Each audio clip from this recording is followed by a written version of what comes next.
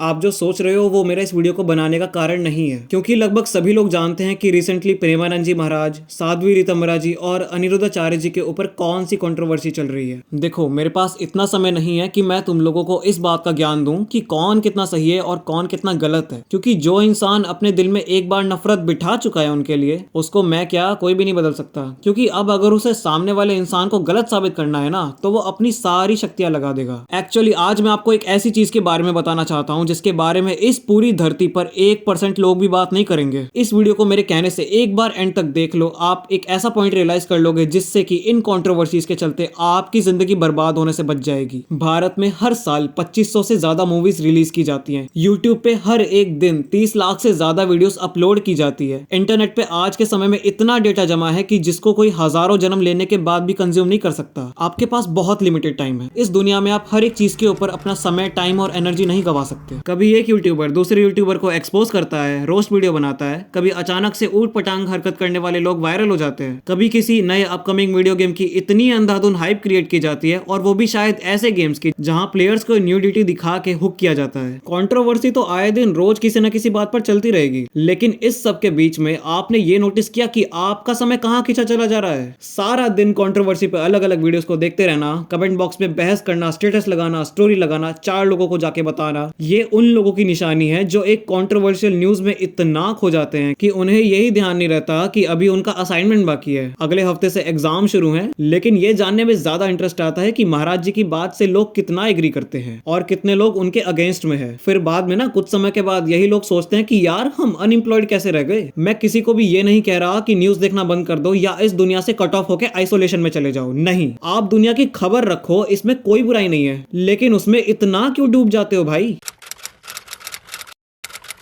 हम लोगों से कितने वैष्णव अपराध बनते हैं, कितने रसिकों के प्रति अपराध से कितने लोग जीवन बदलते हैं, लेकिन एक बात का अनर्गल अर्थ निकाल करके सब अपराध कर रहे हैं। लग रहा था कि लोगों में भक्ति बढ़ रही है, लोगों में प्रेम बढ़ रहा है, लोगों में भाव बढ़ रहा है, लेकिन अब सब खत्म होगा। क्यों? क्योंकि एक रसिक का आप अपराध कर रहे हो, आप अपमान कर रहे हो। श्री जी क्षमा नहीं करेंगे।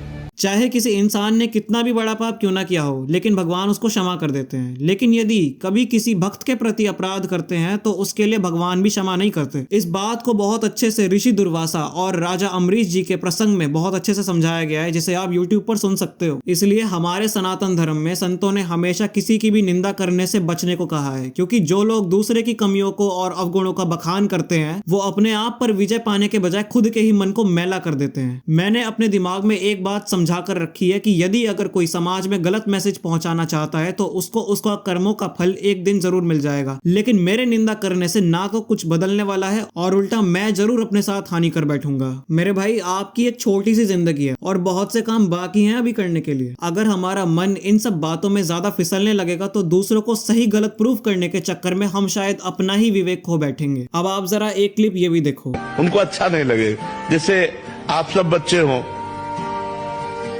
अब आए हो तो सुधरने के लिए ना, तो हम कड़ुआ भी बोलेंगे। तुम गर्लफ्रेंड बॉयफ्रेंड बनाना बंद करो, तुम कोई नशा मत करो, अपने माता पिता की आज्ञा में रहो।